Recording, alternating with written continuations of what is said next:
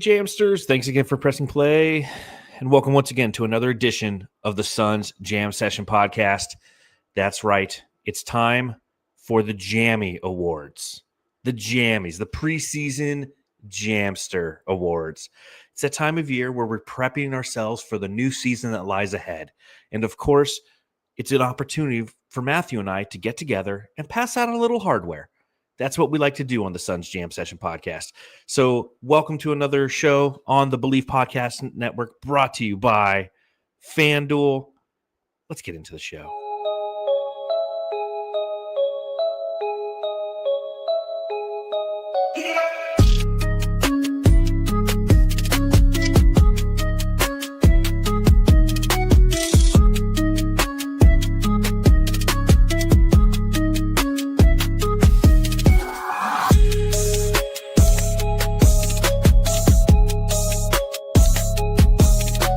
Hey, you're listening to the Suns Jam Session podcast, shooting the shit about the Suns since 2019. Matthew, there you go. You got it. You beat me this time. I didn't even bring a beer. Oh, well, good thing I did. Well, crack them if you got them, Suns fans. A new season is on the way. Matthew and I, once again, will be live with you after every single Suns game. The original post-game podcast of Planet Orange is right here. But we can't get into the season until we do the thing that we do every year. And that is provide our preseason jammy picks. We got to allow you an opportunity to see who we think has the best hair on the team and in the NBA. So we're going to get into that and much more on this edition of the Suns Jam Session podcast. But first, we got to talk a little bit of Phoenix Suns news because there are some things that have occurred since we last spoke, since we last did our division previews. So, Phoenix Suns news, a couple things. One, Jared Butler has been released by the Phoenix Suns, Matthew. Tell me your thoughts on the fact that Jared Butler didn't make the cut. I was actually okay with it. I think the last preseason game I said, don't really buy into it. It's 35 points he scored. It's great. It's a preseason game. But I see this too much with these players that score too often when they're trying to just make the roster and doesn't really work out during the regular season. You can say like, well, maybe we need the scoring off the bench. I just think if he's going to be the third or fourth guard off the bench, how much time is he going to have to play? Like, is he going to be that scorer you can count on? I didn't think he was going to be. I know there's an extra spot that we can kind of keep him there until a certain time period, but I'm okay with just getting rid of him now. I'm good with Jordan Goodwin and just moving on from there. I mean, what are your thoughts? I know you liked him more than I did. I wouldn't necessarily say so. I think that he had a solid preseason. He is somebody who I guess I did think that the Suns would potentially keep him over Jordan Goodwin before the preseason began. But when you start to look at this through the lens of finances, it makes sense as to why they didn't keep him on the roster. Keeping him off the roster, waiving him essentially, doesn't cost the Phoenix Suns anything. He came as a Exhibit 10 and training camp contract. Had they kept him on the roster, it would have been roughly about $2.6 million, and that would have filled our 15th and final slot on the Phoenix Suns roster. So by not bringing him on, they're allowing them the opportunity to be flexible if and when that time comes to add that 15th player. And I think that's a smart move for the Phoenix Suns because you look at the state of their roster and you go, okay, you and I could probably sit here and pick apart holes and say, hey, we could use an extra this, or maybe we need more depth there. Until the season begins and injuries start to incur and we start to have a better understanding of who this team is, it's good strategy to have that open roster spot. I mean, you have 3 two-way guys, one of them in CJ Huntley, who would qualify as a center, another one in Kobe Brea, who would qualify as a shooting guard, and then your third guy is Isaiah Livers, who's kind of an in-between wing player. So you kind of have all your spots covered. You don't need a Jared Butler. And I know a lot of people see the 35 points in the final preseason game, and they go, well, you have to keep that. Listen, we're talking about the last roster spot. And if you'd gone ahead and signed him to $2.6 million, one, you negate your flexibility relative to your total roster spots. 2, you're now over the luxury tax, which doesn't really mean much, but it's more than 2.6 is ultimately what the team is paying. And 3, if somebody does become available and now you have to waive him, you're losing that money and you're adding money to somebody else. So there's a lot of reasons why it makes sense for the Suns not to go forth with him, to keep Jordan Goodwin, who has a non-guaranteed contract until the 7th of January. So I get it, people. I get it. Jamsters out there who are like beating that drum for Jared Butler. it's okay. He'll find work elsewhere, and you can root for him being the 15th player on another team's squad. Yeah, I think this team's going to be so much fun to watch game in, game out. You're going to kind of just forget about him. I think right now there's not a whole lot of news. Obviously, as we kind of ramp up this season and get ready for a questionable Suns team where you just don't know what to expect, you kind of want all pieces to fit. And you're like, well, if he can score, we definitely need that. But I'm not going to be thinking about him today or tomorrow. So I'm not too worried about it in the future. And it's funny how many people are just like, oh, no, how could you do this? Not Jared, but like, come on. It's the 15th guy on the roster. Now, the other bit of Phoenix Suns news that I want to talk about briefly before we get into our preseason Jammy Awards is the fact that Mark Williams was not extended a rookie scale contract extension. Today was the deadline. You might have, if you had your notification set to on, seen plenty of news come across the waiver wire from Shams Charania about different players who have been extended their rookie scale contract. Obviously, with Mark Williams entering the 4th year, this is an opportunity to do so. Similar to Cam Johnson a few years ago, where he entered year 4, the Suns put him on kind of a prove-it deal. That's exactly what they're doing with Mark Williams. Do you think that's the right move, Matthew? Yeah, definitely. I think he thinks so too. It's a prove a year for him. A lot of these players, it's a prove a year. But right now, he has to earn his. Is it just weird, though, to hear that he's on his rookie contract? Because he looks like he's been in the league for 10 years, right? He does. It's very surprising. And Mark Williams obviously was a big name at the trade deadline last year for even the Lakers. But I was even like, who? Like, you know what I mean? But you get more into his game, and obviously, he's a great asset if he can be available and he's healthy. But it's a prove a year, man. So I think it's okay. I think it's smart for the Suns, and I don't think it's gonna like make Mark Williams a little upset here or there every other game just because he didn't get paid yet. He still hasn't really proved much in the NBA. He's a really good player, but he's a good player, but could he be a really good player? Because it's gonna be important for the Suns that he stays healthy this year. Yeah, you have to weigh all the options. He makes $6.3 million this year, and he hasn't played more than 44 games in a season. He's averaging 35 games per year in his first 3 years, all of them with the Charlotte Hornets. So there's no like with Cam Johnson, you can make the argument, right? With Cam Johnson, you go, well, he's been a contributing factor of a team that went to the finals. He's a valuable shooter off the bench. He could be a starting power forward, yada, yada, yada. As it pertains to Mark Williams, it just doesn't make any sense to sink any more money until you see what he has. Because let's say that you do it. Let's say you give him a 4-year extension. Nice easy round number, although it would probably be higher. Let's just say $40 million, so $10 million a year. 3 years from now, and if he's still not playing, it's a contract that you're just frustrated that you still have, and you can't get rid of it. It's like Nasir Little's contract, who was granted the rookie extension when he was with Portland, and then came over in the trade for Toumani Camara, and that's it. Not DeAndre Ayton. There's no Grayson Allen involved. It's just Toumani Camara. But it was a contract that ultimately the Suns had under their possession, and they couldn't get rid of it because he just didn't equal the price for value paid. And that was at like $6 million a year. Mark Williams and his rookie extension would demand more. And given that he, when healthy, is a good commodity for the league to play with. But ultimately, I think the Suns are making the right choice. This is going to be a season where we're going to have to see what he does. And next offseason, based on his performance this year, he's a restricted free agent. He can go out to other teams, see what his worth is, and then if the Suns deem that, yes, he's worth X amount of dollars that an opposing team is offering him, then they can sign him for that number. So I think it's a smart move by Phoenix. Oh, yeah, definitely. What is it going to be like game 10 or 11? We're like, pay this man. Kind of like DA back in the day, pay that man his money. That was the thing. Man his money. But now with Mark Williams, we're going to see a few games from him where we get a victory. He's huge, obviously, starting for the Suns. His defense might improve a little bit, but offensively, he can be a menace. So I think that if he puts together a few games here or there, Suns fans will be like, we got to pay this guy. But take our time with it. It's a long season, so there's no rush there. It is, and we're going to talk about Mark Williams shortly because that's one of our questions as it pertains to predictions as we prepare to hand out the Preseason JAMMY Awards.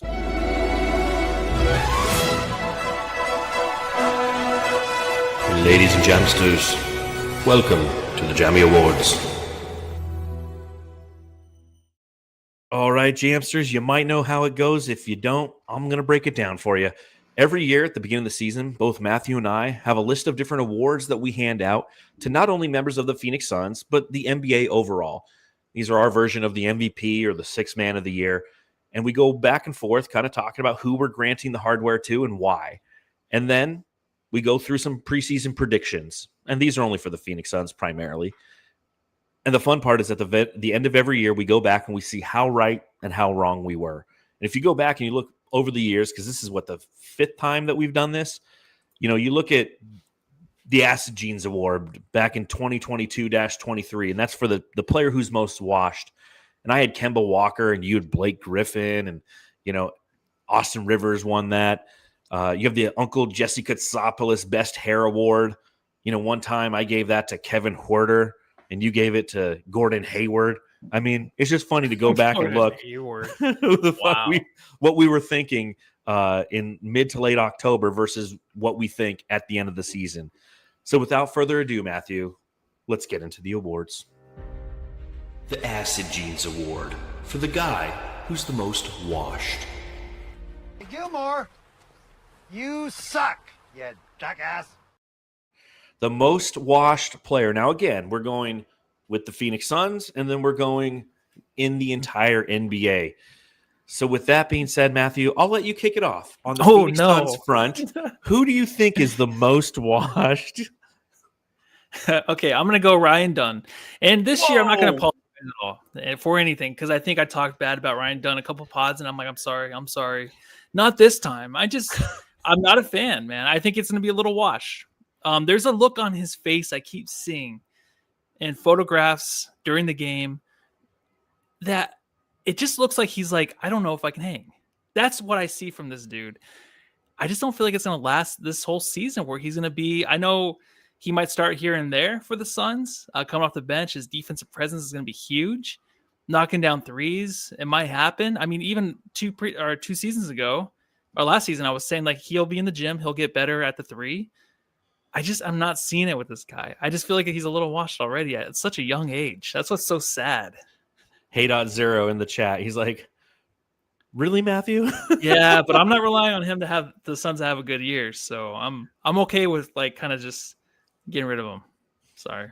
It's interesting though, because I look at your final standings and you do have the Suns having a good year. And I feel like if they're going to have a year. Yeah, not because of him. Not because of him. That's what they're going to need Ryan Dunn to excel. Right. See, again, this is what makes this fun, is at the end of the year, we're going to go back and we're going to look at these. And my prediction is you're going to be like, whoa, what was I thinking? Because this is a second-year dude who possesses all of the D skills. He doesn't have the 3 down yet. If you want to be a 3 and D guy, you have to obviously knock down the 3-point shot, and you need to do it with consistency.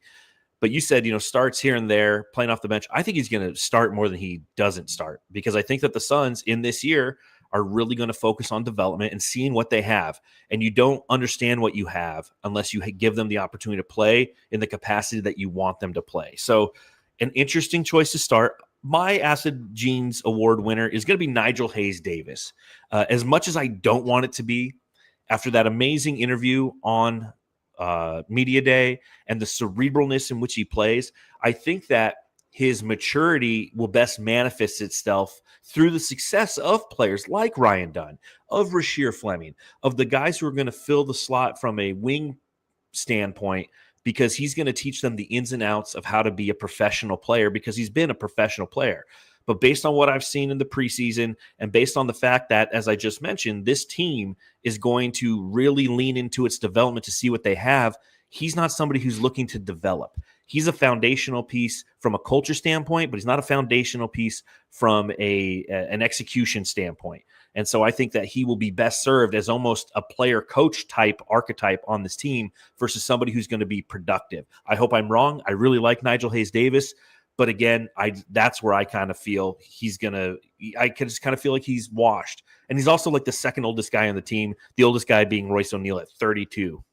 Okay. Yeah, the difference is my guy's obviously going to get a lot more minutes. I mean, Nigel Hayes-Davis, who knows if he'll play 2 straight games. But for me, even if he does start, it doesn't mean like, hey, if this team is good, he's in the starting lineup.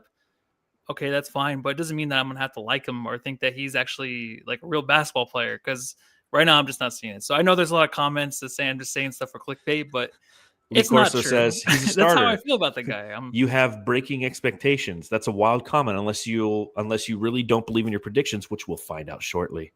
All right. So let me ask you this: who's washed on the NBA level? We have to go LeBron James. Ooh. Ooh, LBJ, huh? Yeah, it was the last season or season before that I mentioned that he might be washed. This year, I mean, the Lakers obviously have Luka, so you got to hand him the car keys. Don't worry about what LeBron's doing anymore. The guy isn't obviously really washed. He can still play championship caliber basketball, but he's a guy right now that's might ruin the locker room. Might be too much of a hey, look at me guy, like his whole career. But on this team, he can't do that anymore because everyone's kind of fed up with it. Russell Westbrook came out and said that he was kind of sick of LeBron's fake ass. I'm not exact words, but he did say that he's kind of basically the same thing, right? Like the fake ass that he is. And that's great because I think we all see it. We all know it. And I don't think it's going to mix well with this team anymore. So he's definitely washed. I think with the sciatic nerve issue, it's the first time in LeBron James's career where he's going to be limited in the way that he plays and how often he plays. So, his version of washed is much better than a lot of other people's version of washed. So I'm not going to argue there because I almost put him in under mine. But again, I was just like, yeah, he's still be productive. He's still the king. I am also going with the Laker, and probably showcases the fact that we are a Suns podcast. We're anti-Lakers. But I'm going with DeAndre Ayton. I think that he's washed. I think that this is a guy who was drafted number 1 overall, earned that second contract to become a max center, did not play up to the potential to max center, got traded alongside Tumani Kamara to the Portland Trailblazers, a team that bought him out this last summer because they're done with him. And now he's on the Lakers. He's making $6 million, and this is going to be a make or break type of season for him. And we're continuing to see the comments that we've seen from his entire career, how he's dominating, how you better watch out, that he's thankful to be a part of a winner now, and he's all talk, he's no walk. And even in a limited time in which we saw him in the preseason, it just seemed that motor's still not there. And this is the time and this is the team where you're going to have voices like LeBron James, like Luka Doncic, some other veterans on that team that are just going to be like, dude, just do your job. And obviously seeing recent highlights of him getting into it with Mikal Bridges, yelling at the guards, not, that they needed to do a better job rebounding, even though he's the primary rebounder. It's just a reminder that when people look back at DeAndre Ayton, they go, this guy was a problem. It's because he was a problem, not a problem that was tough to deal with on the court. He was for the opposition. He was a problem to deal with on the court for his own teammates. He was a problem like gum in your hair. That's what DeAndre Ayton was. Like dude, him blaming the guards on that possession where he's just like, he's basically reiterating what they're saying to him. He doesn't understand. It's like, no, you're supposed to grab the boards there, dude. You don't attack your teammates. You own up to it. And that's one thing he never did. That's why him and Monte had such a big fallout. I can't stand that, dude. But yeah, I love your pick. All right, a wild start, Jamsters. A wild start. Acid Genes Award winner. I have Nigel Hayes Davis. Matthew has Ryan Dunn, and then we both have Lakers. He has LeBron James. I have DeAndre Ayton. Ted Offensive in the chat says Paul George. That's a damn good one. That whole team, right? That whole team is about to be washed, except Tyrese Maxey, man. I love Tyrese Maxey. All right, let's move on to the next award. The Skeleton Key Award for the guy who unlocks the team. There's nothing down there, you boob. All right, the Skeleton Key Award, the guy who unlocks the team. For the Phoenix Suns, I'm going to say Jalen Green, because I think that so much of what this team is and what it could be rests upon the shoulders of the 23-year-old former number 3 overall pick in the draft who came here as a result of the Kevin Durant trade. Because he has an unbelievable athletic upside, because he has the ability to be somebody who can truly bend defenses at his will with his athleticism and his gravity. But due to his inconsistency relative to shooting and his overall inefficiencies, ultimately hasn't done that yet. And if he could somehow become that player, a player who shoots better from beyond the arc, a player who can shoot better from the mid-range, but a player overall who's more efficient and a better defender, it really changes the trajectory of this team this season and seasons upcoming. Because $33 million a year, you have to determine this season, as you're developing all these pieces around Jalen Green, if he's the guy who can carry this franchise forward with Devin Booker by his side, it's a win with the Kevin Durant trade because you also got Kaman Malawach, obviously. So I think that a lot of how this team is unlocked is how well Jalen Green plays, Matthew. Yeah, I can't agree more. And I do have him coming up a little bit for another pick, so I kind of want to save my Jalen Green spiel for that. Who do you have for the NBA? Do you want to do your NBA, or do you want me to do the I'll go Suns? ahead. I put Nikola Jokic. I just think that, Yeah, I one, mean, I'm predicting the Denver Nuggets to be the number 1 seed in the Western Conference and ultimately the number 1 overall seed in both conferences. And that happens because Nikola Jokic is just a son of a bitch, man. He's amazing, and he's going to unlock that team. He's going to unlock their true potential. He's going to make Cameron Johnson amazing. I saw today that speaking of rookie contract extensions, Christian Brown got his contract extension, and people thought it was a little too much. And average annual value of $25 million. They're like, that's too much for him. I'm like, no, it's not. It's perfect for that team because you need to pay the guy. You have him under contract for the next 4 years or 5 years. And what you do essentially is you go, you know what?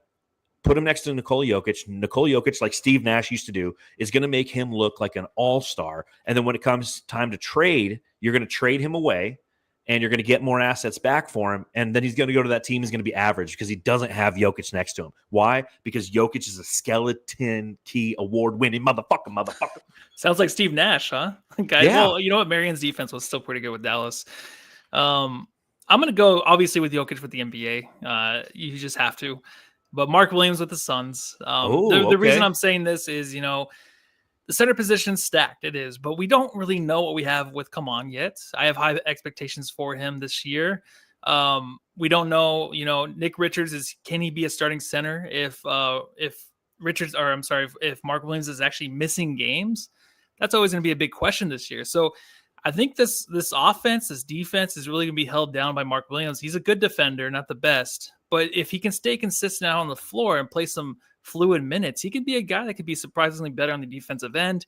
Offense, obviously, we know what he can do, but I just think that he can be the main guy where it's like, all right, if he's in the starting lineup, he kind of holds things together down there and he just makes his team better. We don't have to have the question of like, is he going to start? Is he not? If he just stays healthy and we don't have to worry about it too much this year, I think that leads to a good season for the Suns. I completely agree. And Mark Williams, I don't know if he's my skeleton key award winner, but he's definitely somebody who, this team's going to go.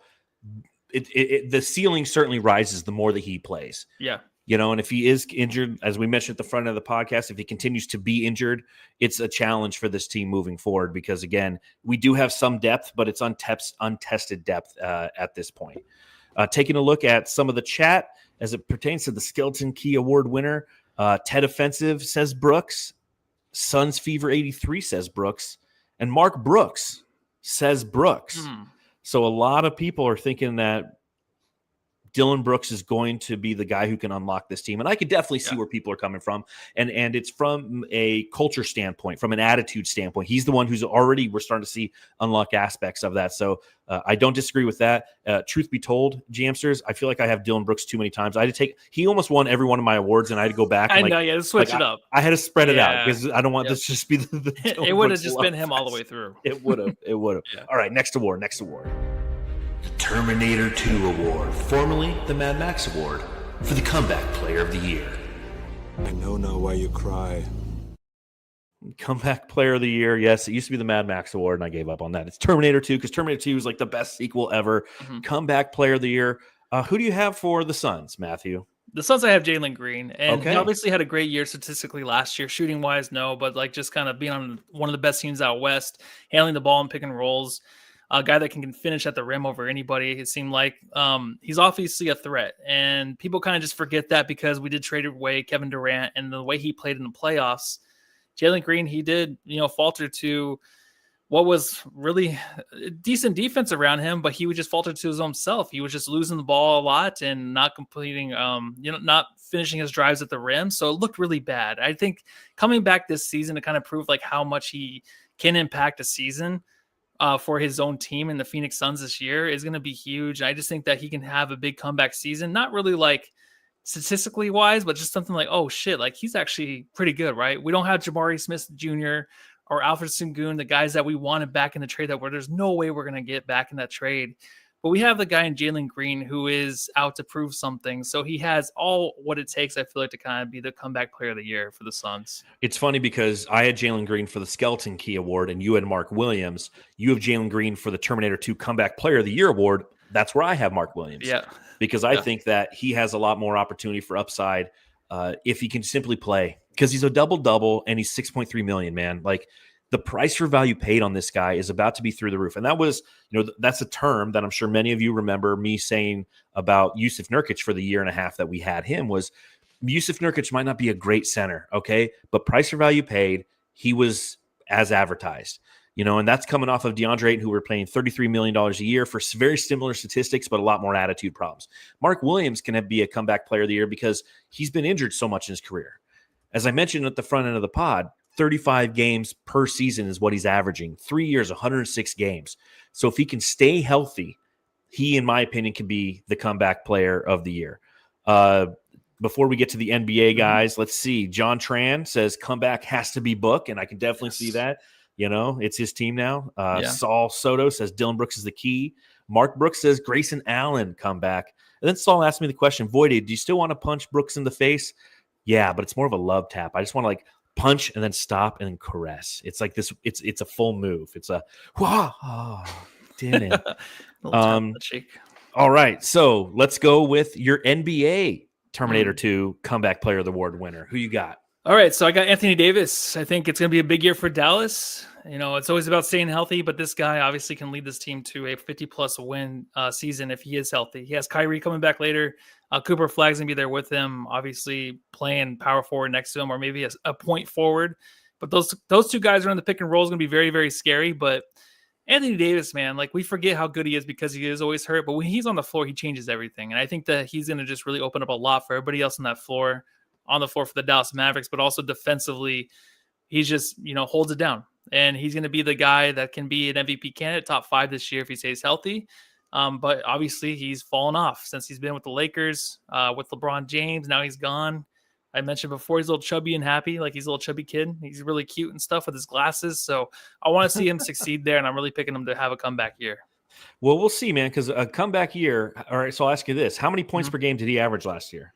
Was it 24? 25? Yeah, 24.7. You're right. Yeah, you're right on it. So he's coming back, from that. That's, let's see, 24.7. Yeah, I guess, 6th most in his career. I get what you're saying. I get the situation kind of dictates it, but I'm actually going to go a completely different route. And for those of you who'd like to gamble on FanDuel and you want to sprinkle a little cheddar on this one, it's a plus 2,500, and that's for Nikola Jovic. Not Jokic, Jovic. Over there in Miami, because I feel like there's going to be a lot of opportunity in Miami. They just signed this guy to a $28 million a year, roughly average annual salary, to be somebody with a team that has an opportunity for somebody to be somebody. Tyler Hero is going to be out for the first, 4 weeks at least, something with the foot. Jimmy Butler's gone. You got Bam Adebayo and who? And so I feel like the door is open for Jovic to come in there as a player who hasn't really contributed much, and now he can be kind of, the most improved player and maybe a comeback player as well. So I do like what John Tran says, Zion for the league probably won't make much noise though, but I'm not against Zion, and I kind of feel like I wish I could trade my pick for Zion, because Zion, he's looking sick, man. He's looking he is looking, the West is just so stacked. It's just watch Zion too with the Pelicans. I guess at the fun time. All right, next award, the Matthews Dad Award for the 6th man. That last 3, he looked around. He was going to be like the new Devin Booker and find somebody. He man, fuck this. 6th man of the year, Matthews Dad. Yeah. When's the last time you saw Matthews Dad? Your last dad, year. I mean. Yeah, I saw him last year. Yeah, he usually eats right behind me, I think. He's loud. Well, I don't want to upset him and have to whip me or something. Start talking shit to you. Yeah. Just give you a good old-fashioned tongue lashing. Yeah. Well, for this one, I think the 6th man is Grayson Allen. I think that he has the best opportunity for it to happen. He's going to be where the majority of the points come from off of the bench, in my opinion. He's obviously going to get some starts at the front end of the season because Jalen Green is injured and is not going to be starting the season. But I got Grayson Allen, man. Who do you got for the Suns? I got Colin Gillespie. Obviously, he's going to be a fan favorite. He is the villain junior or whatever it is. And Coach Jordan had no idea what they were talking about when they asked him about it today. So it's one of those things where you knew he had that fire in him. You knew that he can be somewhat of a villain. but with Dylan Brooks putting that on him, there's a lot to own up to. Gillespie is the sixth man just because if he can pick up what kind of Booker's doing with the offense and just be kind of a semi version of that, obviously not as good as Book, but he's a guy that obviously can pass, he can facilitate, but also get his own shot too. You're going to see a lot of improvement this year. I think he has a chance to be sixth man, not just for the Suns, but maybe the top 10, top 11 this year in the NBA. Man, that's asking a lot of Colin I Gillespie. know. I hope. I'm excited for the season. I hope you're right, though. Like, what I expect from Colin Gillespie this year is just a steadying force off of the bench who's a motherfucker. I mean, that's why he's got the kind of the villain junior moniker that Dylan the Villain has bestowed upon him, is because he grinds it out in practice. He's aggressive. I don't know if that's going to equate to statistical success. And that's when I look at Colin Gillespie, I don't see statistical success. I see, and it's the same goes for last year, the way that he played last year. He's not somebody who came in and like lit up the scoreboard outside of like one game, but he brought an attitude off of the bench. He brought an edge. And so I support him as a player, but I think that Grayson Allen's going to be the guy who's going to bring that statistical addition. He's somebody who could score 15 off the bench. No problem. I honestly believe that for Grayson Allen, given how they're going to temper lineups, given that you're going to start with Devin Booker and Jalen Green, but you know that like Jalen Green's going to sub out with 4 minutes left in the first quarter, and that's where Grayson Allen's going to come in, and he's going to cook all the way from like 4 minutes left in the first quarter till 6 minutes left in the second quarter, and like Jalen Green will be rested for part of that time, and then Devin Booker will start to get his rest at the beginning of the second quarter, so he's going to be on the floor a ton. You know, you look at last year, and obviously there was quite a drop-off for Grayson Allen as it pertains to total minutes because his role on the team changed. You know, he was somebody who 2 years ago was on the floor all the time because he was a starter, and then his role completely changed with the addition of what's his face, Tyus Jones. Oh, Tyus Jones, man. And so 2 years ago, he was averaging 33.5 minutes per game. Last year was 24.1. 64 games, only 7 starts, whereas 2 years ago was 74 starts. I can see a situation where he's not starting and his numbers mirror what they did last year relative to, starts, but I see the minutes drastically increasing because, again, this team needs to find scoring, and Grayson Allen's one of the few guys who off the bench I feel can provide consistent scoring. Yeah, and I think he's one of those guys, too, where Jordan Knott's going to really unlock. You can see him improve a lot more in the offensive end, just kind of letting this guy be who he wants to be on the floor and just handle the ball more too. So I feel like he can go through this roster and say all these guys are exciting because you want to see what they have to offer with this new offense that's coming in. But I think he's basically top 4, top 5 for me, for sure. Yeah. So what about NBA? I'm going Bruce Brown, man. Yeah, and I think that's a good pick. I think this kind of, ties into what I was talking about earlier, how I think that the Denver Nuggets are going to be the best team in the Western Conference and potentially the NBA. And because of that, Bruce Brown is going to play a big part. He's back in Denver, a team that he won a championship with. He went out into the wild. He tried different things. And the same thing, he's just like, man, if I had Jokic on my team, I'd be good again. And now he's like, okay, I'm going to go to Jokic. And that's where he went. And that's why he's my 6th man of the year pick. Yeah, I would love it. It's just fun there, right? They're always just laughing, having a good time over there in Denver. I hate it. Peyton Pritchard, for me, I guess he's a repeat. I'm not a big fan of the 6th man award. I don't know why. I just can never get into it. Like, I go through the odds and stuff, and I'm just like, oh, let me see. And then I'm like, oh, this guy's actually supposed to start this year. I don't know. I'm always confused with the whole thing, so I just kind of don't care about it. So sorry. But I'm going to choose Peyton Pritchard, though, this year. So maybe because the Suns never have anybody good enough to win the awards. So I think it's one of the few awards we've actually won. I mean, we Leandro Barbosa's won it. Yeah, recently, some other guy somewhere. I mean, Eddie Johnson. We named the award after him. So, taking a look at what our Jamsters who are watching along live, and again, if you're watching, we appreciate you. If you happen to be on YouTube, hit the thumbs up button. Subscribe if you want to, but hitting that thumbs up button really means a lot. It helps with the algorithm. So if people are looking for Suns content, they can find us. But let's see. We got Grayson Allen and Russell Westbrook for 6th man. So Russell Westbrook, who's now with the Sacramento Kings, for the 6th man. Hey.0 says John Collins for the NBA. Let's see. Going down. Hey.0. Did you tell EJ he's going to be a grandpa? Yeah. He's going to be a step grandpappy. Saul says, got to go with GA again. John Tran, Gray Dad Allen.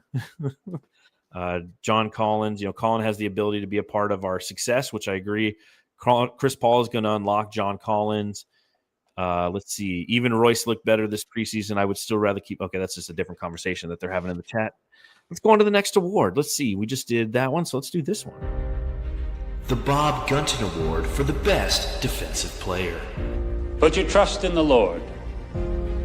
Your ass belongs to me. Best defensive player, Bob Gunton Award, The Warden on Shawshank Redemption, a Stephen King story. Did you know that? Yeah, Shawshank. I did. Yeah. So I watched almost every movie back then. I watched it this weekend. Part 1, part 2, and then I watched the original miniseries. That story fucking sucks. Yeah, it's not a very good movie. I never liked it. Yeah, I guess. Well, the book's kind of weird. It's a little. His books are way too dark. Yes. Like they usually start off with like some abusive dad or something like that. I'm like, all right, I'm out of here. Like it's too much, man. It's like, I'm Pennywise, I'm a dancing clown. And I don't know. I just the old miniseries was better structured as a story. The new movies suck. But anyways, all Stephen King stuff. Who do you have for the Bob Gunton Award winner?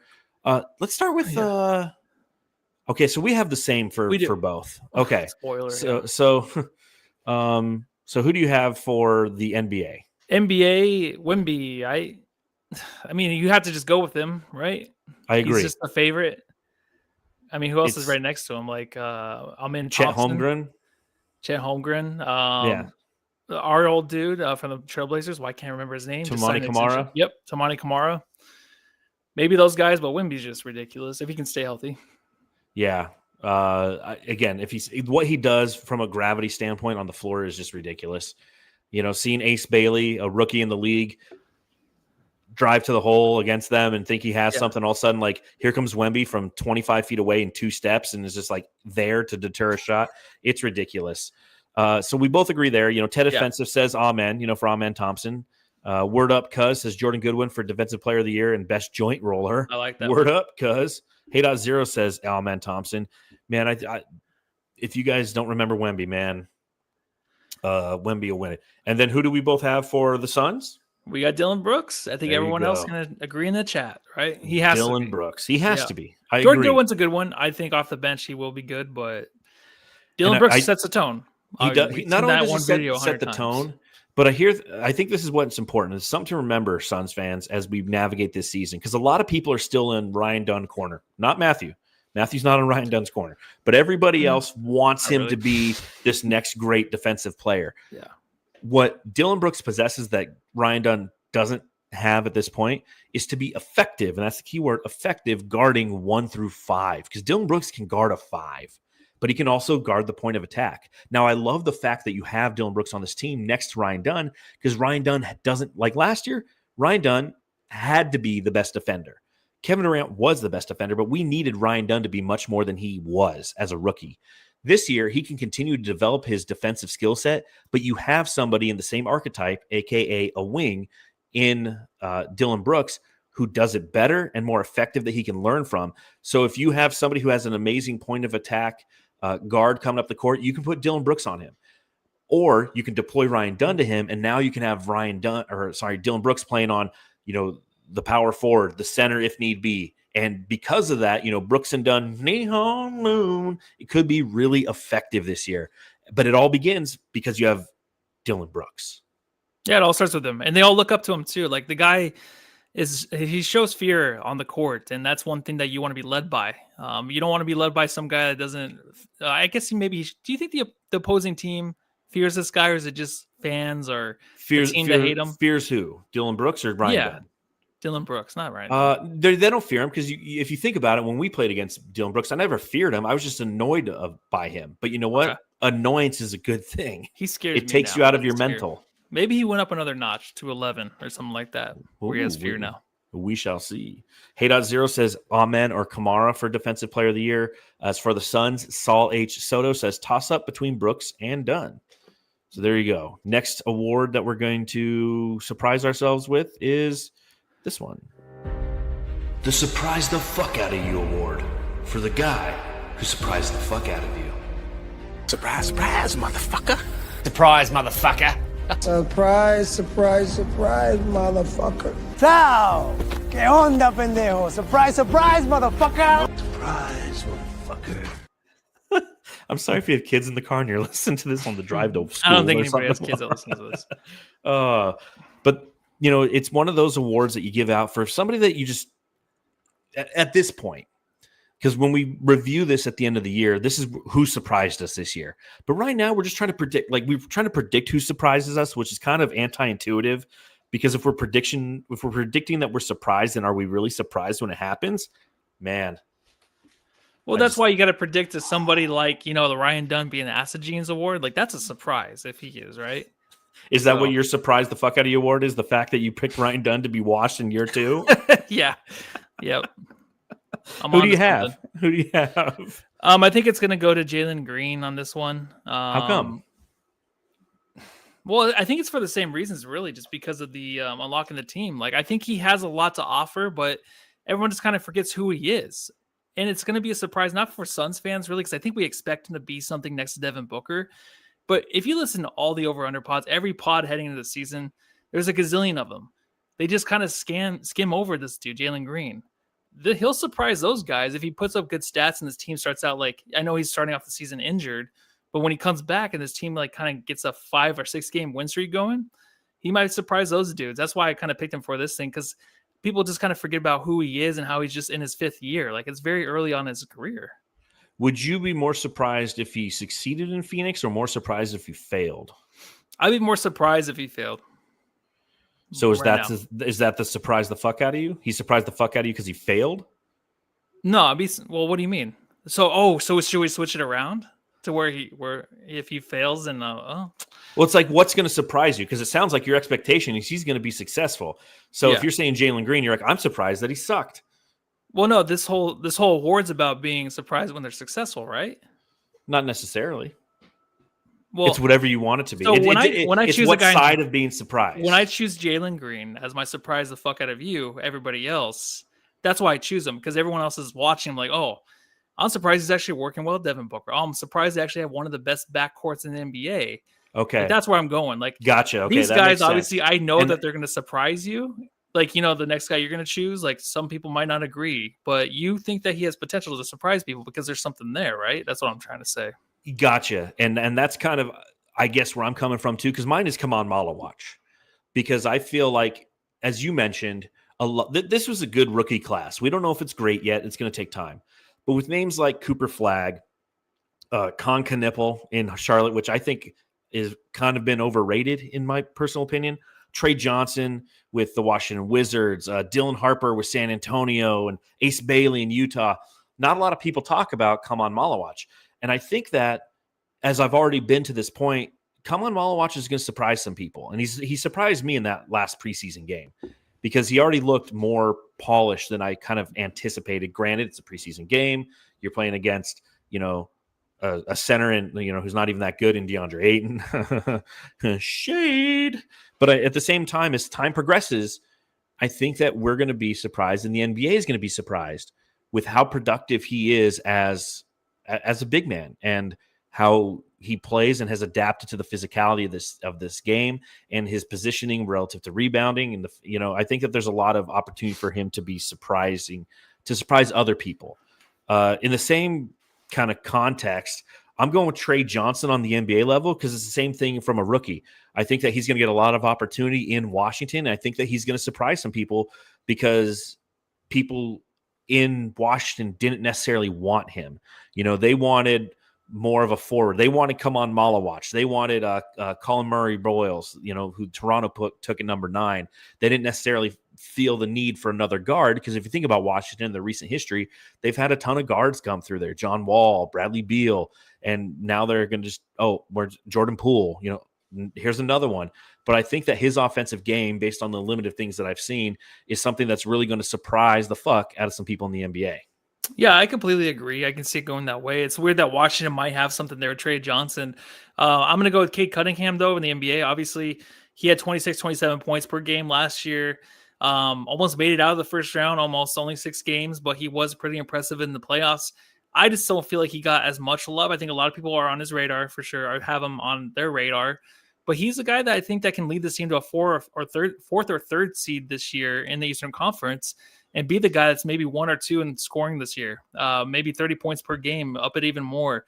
I know that Jaden Ivey's going to be out for a little bit this year too, so that kind of helps on that end too. But this team is so focused defensively, and he's such a big guy, kind of get to where he wants to on the court now, where he can be someone that's a threat every night in, night out, where he can be the MVP almost every or most valuable player, maybe monthly for Eastern Conference, where towards the end of the year, you're like, oh, this team might have a chance at the end of the year to make it maybe further into the playoffs than they did last year.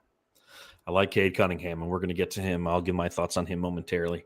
Taking a look at some of the Jamsters who are watching along live on YouTube, Suns Fever 83 says, I'm going with Book. I want to see him really stand out. Mark Brooks says Mala Watch. Hey.0 says Richards. Ted Offensive says Livers. You know, if Livers does anything, I'll be surprised as fuck this year because I just don't think that he's a rotational guy. John Tran says, I think I want to be surprised by one of the centers. Suns Fever 83 says Zion for the NBA. Saul H. Soto says Nick Richards to complete a 3-headed monster at center. And John Tran, I think Bronny James will surprise people that he's still in the NBA.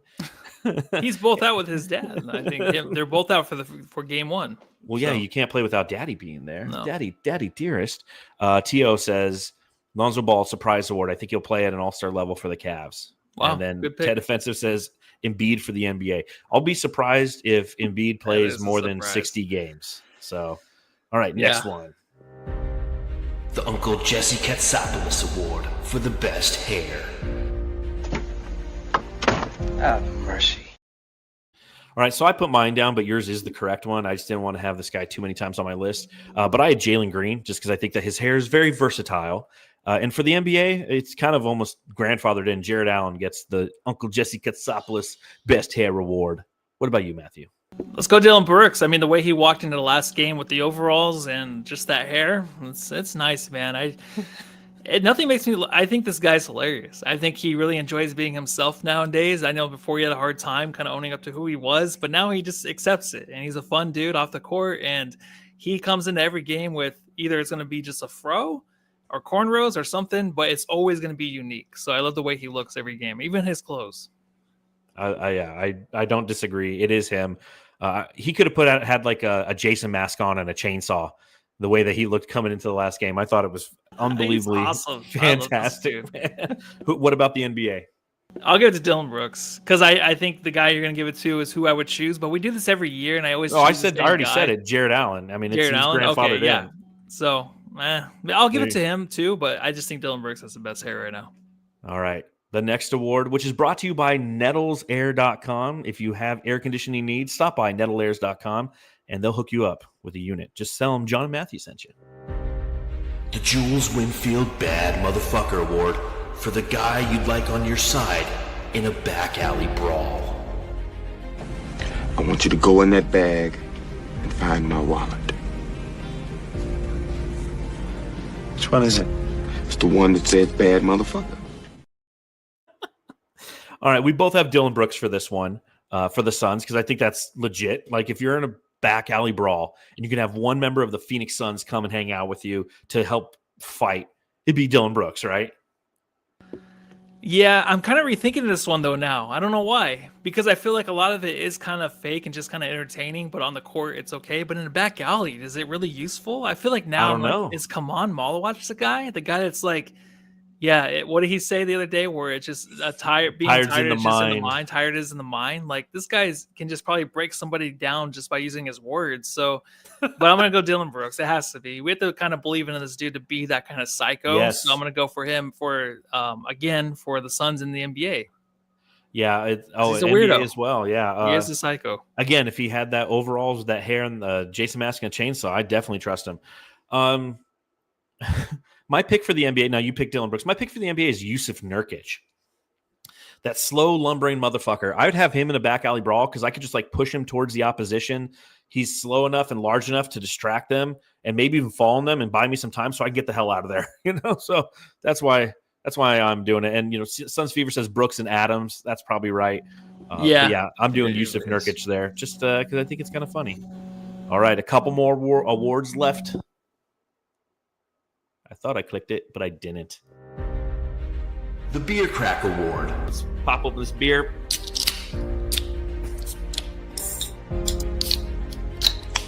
for your favorite player.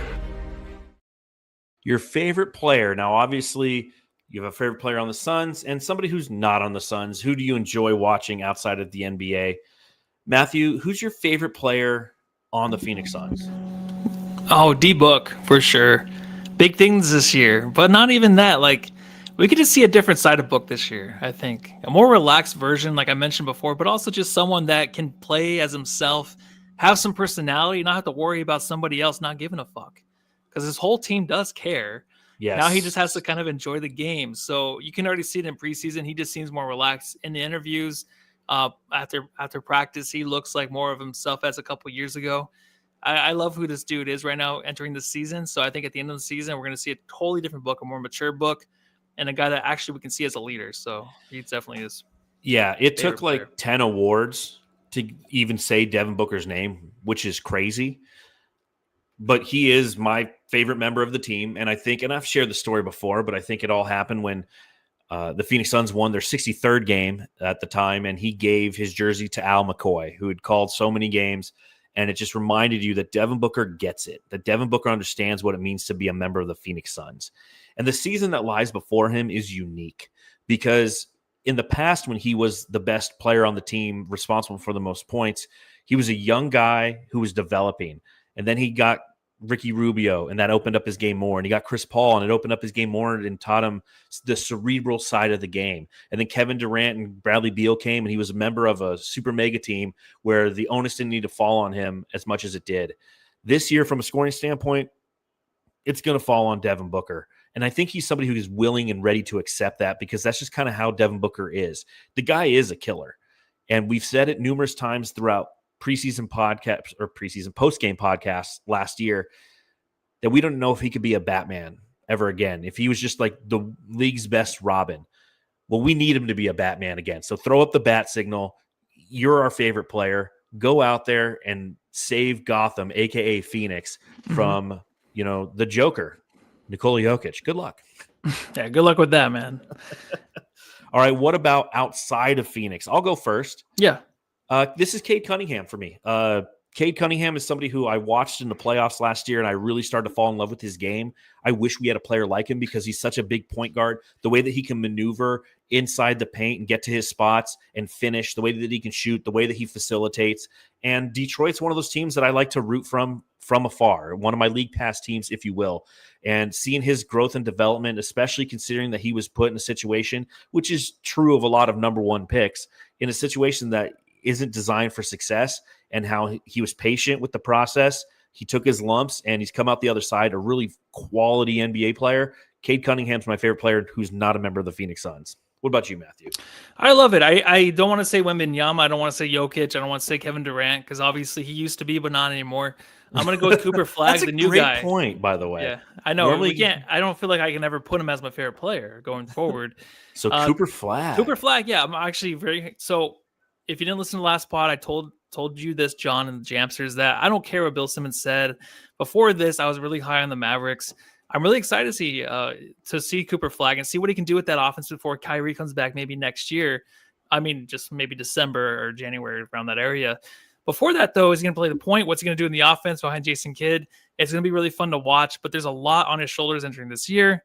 This guy is insanely, obviously gifted, but when the pressure's put on, I want to see how he performs. I think he can live up to it, and I'm going to watch him almost every time he's on TV. Yeah, it's going to be interesting to see his development, how he plays in, because he's a guy who off ball can do a lot of things right, a lot of things defensively right.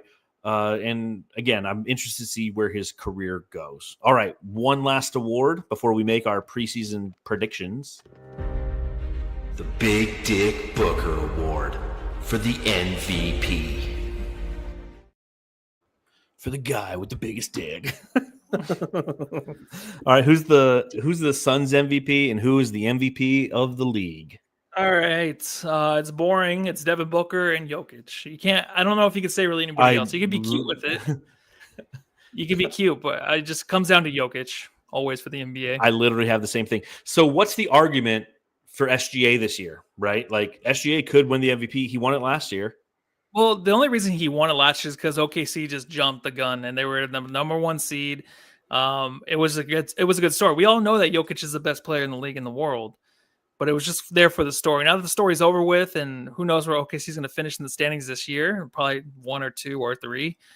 I just don't think it's going to ever happen again for him coming up shortly, especially with Jokic at the top of his game. It's not. I think Jokic is going to be out to get that MVP award. Be like, I don't care if I won it 2 times before. Like, I'm going to win it again and again and again. Yeah, I think he's won it 3 times. I think that SGA won it last year for some of the reasons that you stated, but I also feel like it was Jokic fatigue, right? Like he's won it 3 out of the last like 4 or 5 years. So he did win 3. Sorry. Yeah, he won 3. So I think it's Jokic again. If my predictions hold true that the Denver Nuggets are the number 1 seed in the Western Conference, it's because Jokic is Jokic. And watching, I was watching YouTube highlights the other day of Jokic, and it's just like he's just so he's the one person who's like he can have the ball in the hand, which looks tiny, right? And he can just do anything he wants with it. He's like, oh, it's half court, and let me throw it in the hoop. Oh, there's a guy wide open on the wing that you can't see. Baker Mayfield can't make this pass. He makes the pass. So obviously he is an MVP, a multiple time MVP winner. I think he'll win it again this year. Yeah. And obviously Devin Booker for the Suns. He has to be. If Devin Booker's not the MVP of this team, man, we had a very interesting and unfortunate season. Yep, or an injury. And Jokic too, he plays the game so well, even with the refs. Like he just can dictate the whole thing till the very end. That's the scary part. So. Absolutely. All right. Taking a look at some preseason predictions. So we'll go rapid fire on this. Yeah. Let's see what the answers are. All right. Will the Suns have any all-NBA players? I say no. Matthew?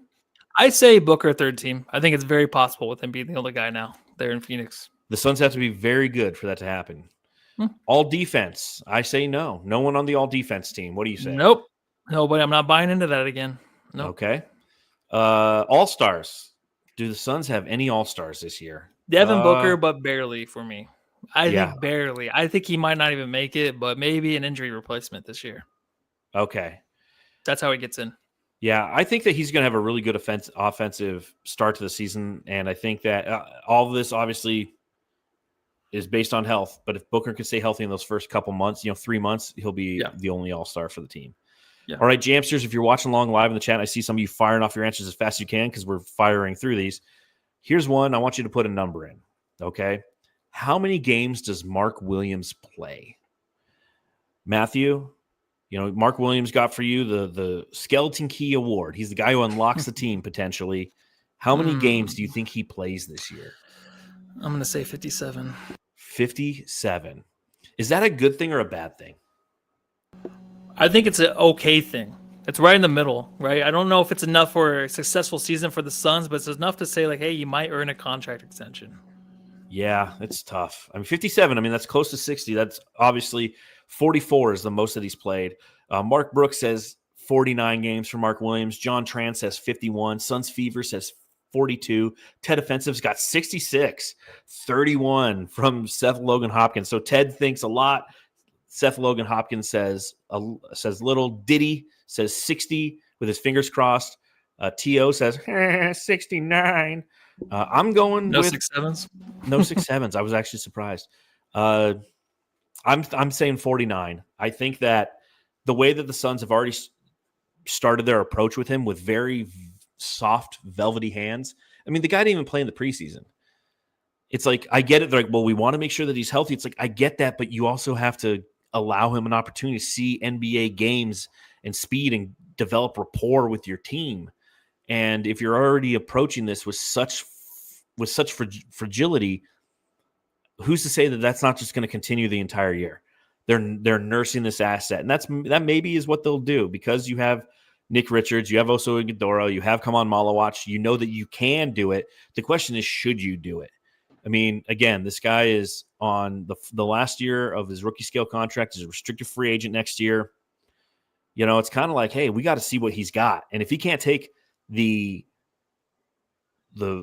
fatigue that a regular season brings, what's the fucking point, man? Like, just saying. I get it. And plus, I just want to see what he looks like in the Suns uniform out there with them. Like, it's just like Jalen Green. It's like, fuck, man. Like, come on, get these guys out there. Ted Offensive says Suns have 16 backs-to-backs. Mark will be held out of all of those. That's how I got to 66. Oh, there's the strategy. That is a good strategy. All right, Matthew, how many dunks does Kaman Malawach have? Let's do 109. 109. Yep. All right, this will be fun to kind of go. Game. Fun to go back and take a look at.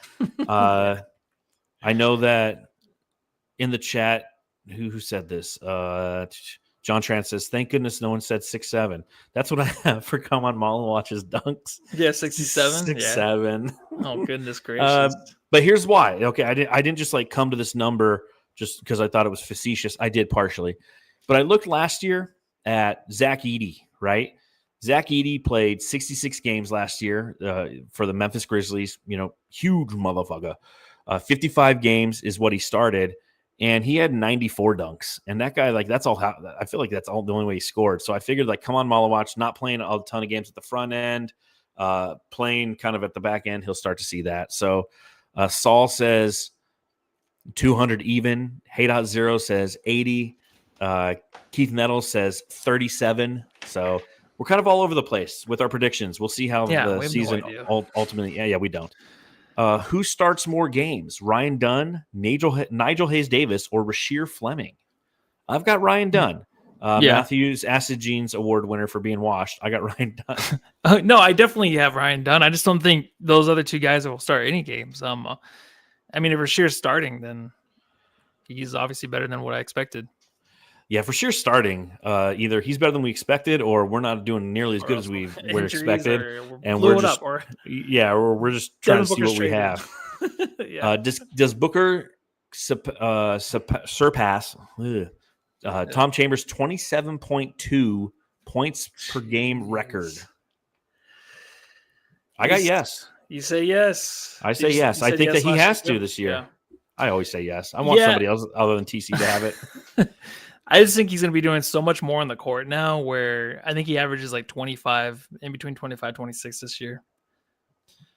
Suns Fever says 29.4. Oh, wow. And I'm with John Tran. If he does, it'll be 27.3. I completely agree. He won't do it by much. All right.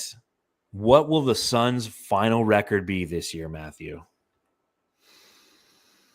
46 and 36. 46 and 30. Holy 7 shit. seed. Damn, that's a high record for a 7 seed. A lot of wins, dude. They're gonna win every game that Mark Williams plays. Yeah, I guess. I got 35 and 47. I think that they still go over the over, which is 31.5. So essentially, you're going 14 games over their over under. I'm going like 4, 3, 4, somewhere in there, 6, 7. I think that this team is going to steal some games. I do. But I also think that they're going to lose games that we feel that they should have won. Because that always happens. Everyone always says that, right? Well, this team is going to steal games because of their hustle, their grit, their defensive intensity, their ability to disrupt. They will steal games. Yeah, but we know the law of averages also says that there's going to have some boneheaded plays late in the game that are ultimately going to, every NBA game's determined by like 1 to 2 possessions. And I just can't see this team being effective in the final 5 minutes of a game consistently enough to win those possessions. That's right. You'll think they're going to be like the New York Giants, just kind of, making those 1 or 2 mistakes a game that kind of lead to an L. Yeah. And I think that's where the Suns will be. So Saul says 42 and 22.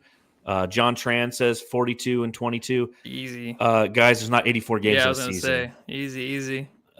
Suns Fever 83, 52 and 30. Ted Offensive says 49 and 33. Mark Brooks says 40 and 42. So yeah, we have quite 30 and 52. Seth says, I'm sorry. But yeah, and John Tran says, oh, but maybe they could win the cup. What do we think? Do you think they win the cup? God, I forgot that even existed. I fucking hate that thing. When do you ever think about, the cup's coming up early in the season and can't Never. wait? No one's saying that. Never. I don't think it. I don't believe it. I don't care. But I will say on brightsideofthesun.com, all of our predictions are coming out here in a couple days as it pertains to final records and things of that nature. So make sure that you stop by there and check it out. All right, hot take time, both for the Suns and for the NBA season. Yeah. So here's my hot take. Now, again, these are hot takes. I say Dylan Brooks gets traded.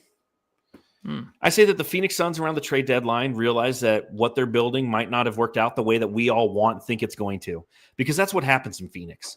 When we sat here last season, we thought the team was going to be fantastic and they had a chance to win a championship. Shit, the last 2 seasons, the exact opposite happened. So as you and I sit here, and as our listeners listen and our watchers watch, I think that the philosophy we all hang our hat on right now is the fact that this team is going to have a hustle and grit, and they're going to play with a competitiveness that we are not used to over these past couple seasons. But what if it just doesn't work out that way? What if, maybe they're playing well, but trade deadline comes around and the team's won 15 games. Mm-hmm. I think that Dylan Brooks is one of their best assets. Any team that's competing would like to have somebody like him on it. So they can trade him and get a contract, maybe 2 back, but more importantly, draft capital.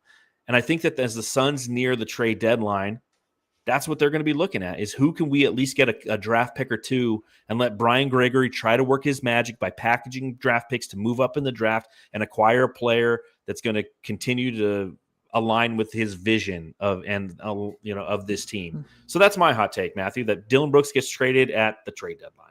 I love that one. I do. I mean, I was either going to go Suns 7th seed or Suns trade Devin Booker this year. Like, that's where I was headed. There's a big range of outcomes, man.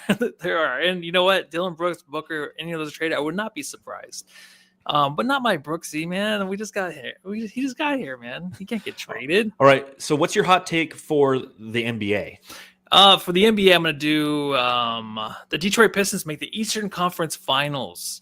Okay. The reason being, New York Knicks, they're the hot team right now out east, to make it their own, to make it to the finals and actually get a victory for once, or in a while, excuse me. In a while, yes. In a while. But I say for once only because it's like, I feel like they have chances and they fuck it up somehow.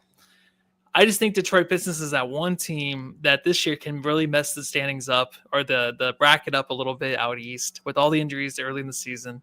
And if they can kind of get Ivy back and get going with Cade Cunningham being an MVP candidate, this is a team that can make a real stink of the East out in the playoffs. So I think they play the Knicks in the Western Conference. I'm not saying they're going to go to the finals, but that's what I'm going to predict. Is just like, oh my God, Are the Knicks going to lose to the Pistons? I can just see that right now. I can too, and I'm here for it because, as I mentioned, that's kind of one of my league pass teams, and I enjoy watching the Pistons. I kind of like how they've developed. My hot take for the NBA is Memphis doesn't even make the play-in. And I know that Memphis is a team you're probably not as – I think we're both not super high on Memphis. No, I don't have them making the play-in either. Yeah. So, you had them at 11. And that's what we'll do right after this is we'll take one last look at our predictions, change everything we want, cement them. But a lot of people think otherwise. A lot of people think that the Memphis Grizzlies, because Ja Morant and Jaren Jackson Jr., when they play together, 60, 70% of the time they win basketball games. The challenge is they don't ever play together. That team already has a ton of injuries. We just found out today that Ty Jerome, who they just acquired from the Cleveland Cavaliers, is also injured and is going to be out, 4 to 6 weeks or whatever that number is. And I found this interesting. They have all these injuries, right? They just got a new training coordinator, right? Or head of their training staff. He came from New Orleans, man. They've been fucking injured forever. Jeez, are you serious? Yes. Oh my God. Yes. So I mean, that's like having Tiger Woods to come chauffeur your kids around or something without running into a tree, right? Yeah, it's just it's not a great situation up there in Memphis. So that's my hot take. I'm throwing that out there. Final hot take from you for the Phoenix Suns. What do you got? I love this one because I saw something in the last preseason game. We say nothing really matters, but I think Kaman comes on as our starting center after 30 games this season. I think he has it in him to really adapt. He has that fire. He has like that. He's not Giannis at all, but he has that fuck you thing that Giannis has, and it's a real thing that he has. I think he's going to play with some fire and passion. Nick Richards won't be as good as we want in the starting lineup. Mark Williams will be in and out of the starting lineup, so we're always going to root. And what does Matt Ishbia do? He looks for Twitter, for the Suns fans on Twitter, to kind of manage the team. We're going to be rooting for Kaman to start, and he's going to end up starting by game 30. We'll see. I don't know if it's the right step developmentally, but I get what you're saying about like the Giannis factor. Again, Giannis is a freak athletically, but what makes him even what amplifies what he does is his attitude. And Kaman Malwich has an attitude about him. He's got a focus. He has a cerebralness about him. So We'll see. 30 games is what Matthew's saying is when he'll become the starting center. Let's see. Taking a look at some of the chat, see what people say, given their hot takes, firing them off right now for the regular season. Let's see. Suns Worldwide. I think Cat gets traded possibly. I think that's one we've done in the past. And I can really? We're that. back to that. Okay. Yeah. Diddy says Giannis requests a trade. He's been planting the seeds. I think based on how they play, that's possible. But I think in that Eastern Conference, he's going to be fine. I mean, they have his entire family literally playing. I think his mom plays point guard, back up to the backup point guard at this point. Yeah. Yep. I mean, they're all in the corporation now over there. So Seth Logan Hopkins, Pacers hang in. Hallie comes back early and they surprise in the playoffs. That's a tough one. I would love that. They're a fun team. They're a fun team. That's for sure. All right. Well, I think that the last thing we need to do before we get out of here is I'll go ahead and we'll take a look at our predictions one last time. So Matthew and I went through and we made all of our predictions as we did our division previews. Now it's a chance for us to take one last look at the Eastern Conference, one last look at the Western Conference, and say, are we comfortable with where we predicted these teams to end, or is somebody mowing a lawn in front of Matthew's house at 7:48 at night? I don't know. It's so hot, dude. I had to turn the AC on. Let's see. So I had looking at the Eastern Conference. Is there anything that you want to change? Yeah, can you put the Hawks at 5? I'm kind of buying more in on the Hawks. Okay, so that means you currently have them at 12. Yeah, so 12 is going to be this is going to be a mess. This is going to be fun. Everybody.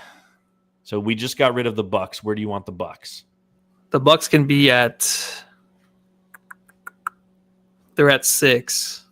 So everyone just kind of moves up one. It's like I scooted everybody back. So the Bucks 6, Pacers 7. Okay. And then Miami 8. Boston 9. Boston 9. Philly 10. Philly 10. The Raptors 11. Hold on. Find Philly. Here we go. So Philly 10, Raptors 11. Raptors 11. Yeah. And that's it. That's a fun little exercise we did there. Yeah. Thank you for everyone who's listening. You kind of heard what Matthew did. When I look at mine, I think the only thing that I wanted to change, I don't think there's anything on the Eastern Conference I want to change. Okay. I'm good there. What about the Western Conference? Anything you want to? No, I think I'm good with the West. Yeah, we're good. We made a change last pod, so I'm good. Yeah, I feel like there's something I wanted to do in the West. Taking a look at it. Yeah, I think we made the changes. I think I'm comfortable with this. You know what? I wanted to change Sacramento and Portland. I wanted Sac to be 14, and I wanted Portland to be 11. All right.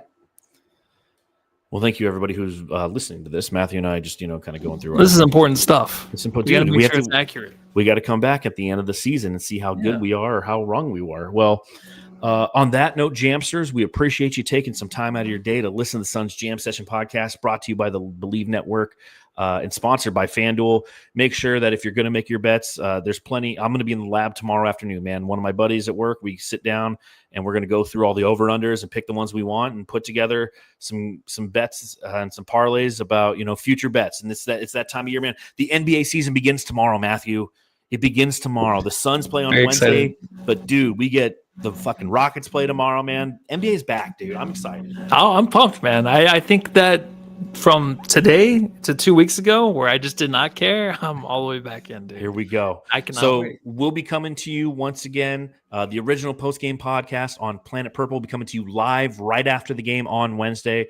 I'll be at the game, so I'll be kind of calling in on my drive home as I do. So for those of you who like to listen to us analyze the game and also hear me get frustrated at people who don't use their blinker or drive too slow in the fast lane, make sure you tune into that podcast right afterwards. Matthew, anything else you want to talk about before we get out of here?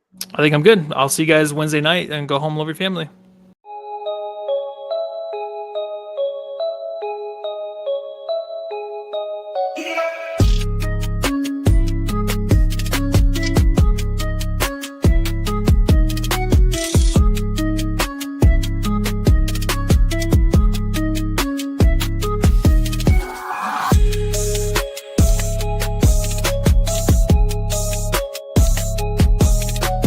Hey, you're listening to the Suns Jam Session Podcast, shooting the shit about the Suns since 2019.